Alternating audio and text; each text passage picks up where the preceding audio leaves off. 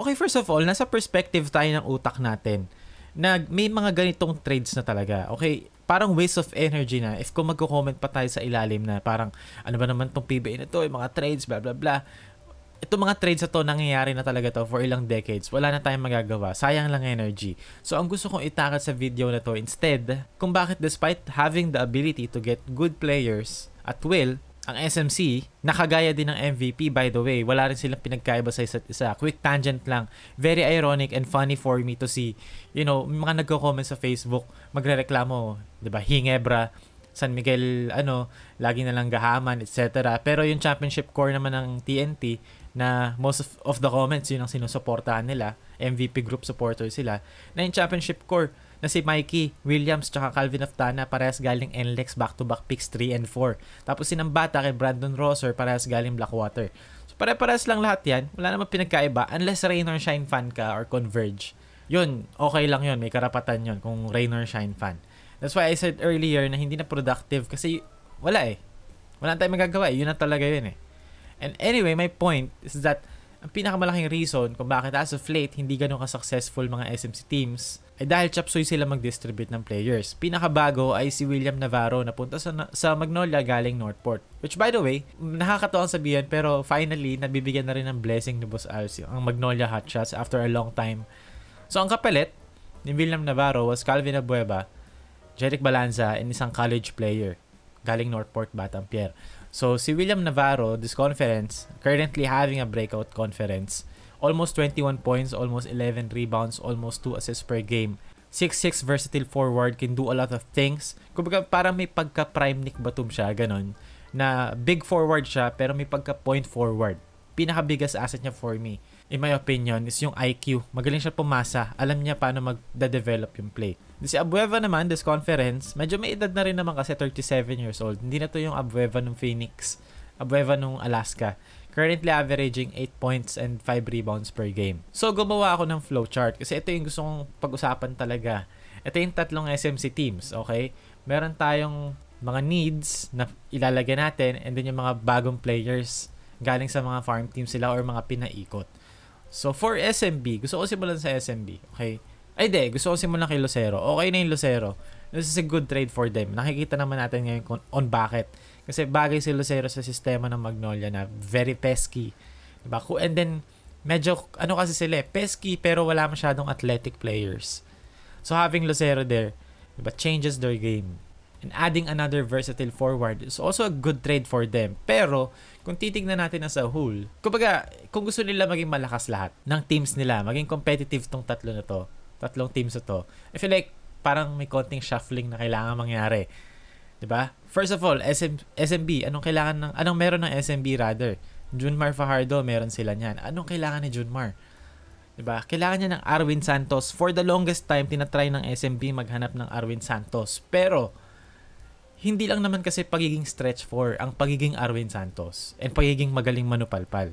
Okay, if you think about it, JM Calma, yes, medyo may pagka-Arwind. 'Di ba? Pero, bakit si Rodney Bronja lang naglalaro as a power forward for them? Isang big man na walang shooting. Kumbaga, walang spacing kapag si Bronjal. Pero bakit si Bronjal yung nandun? Kasi si Bronjal marunong mag-entry pass.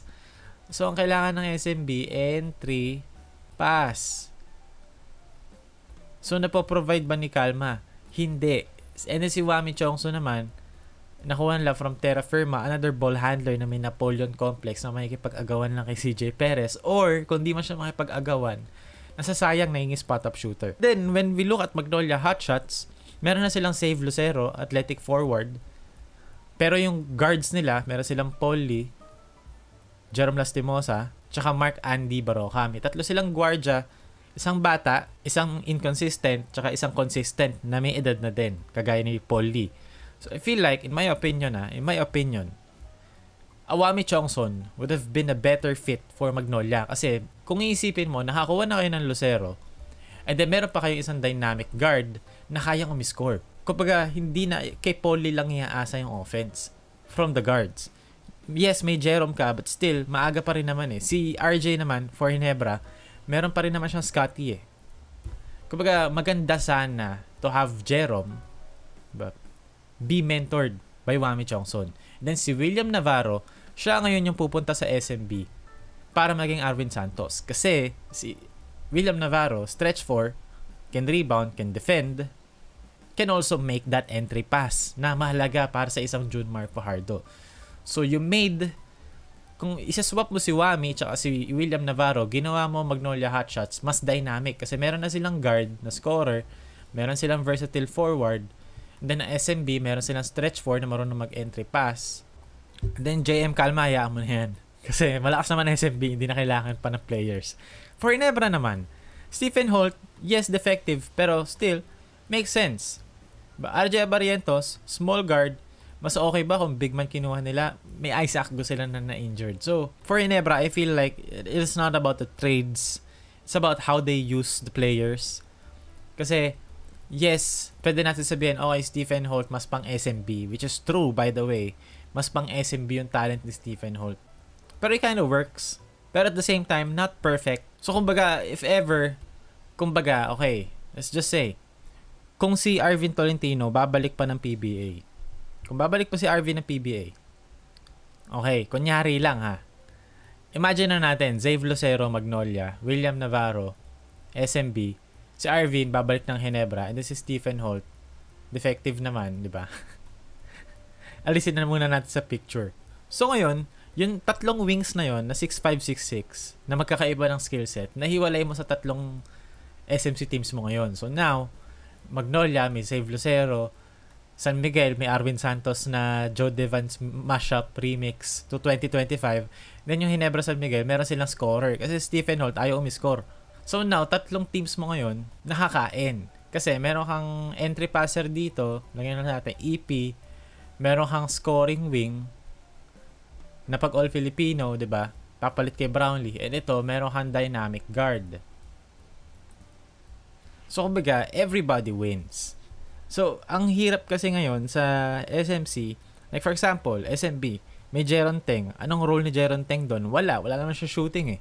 May Jericho Cruz sila doon, which is literally just CJ Perez and Wami Chongson na pinag-combine mo sa isang player. Tapos ginawa mong medyo stocky ng konti. That's Jericho Cruz. Pero maybe a JM Calma would have been a better fit papunta sa Magnolia Hotshots. So kumbaga, yun lang. Parang, ang akin lang, like, kaya naman nilang, pumitas ng players. Sana man lang parang bigyan ng plano, isipin anong needs ng teams nila.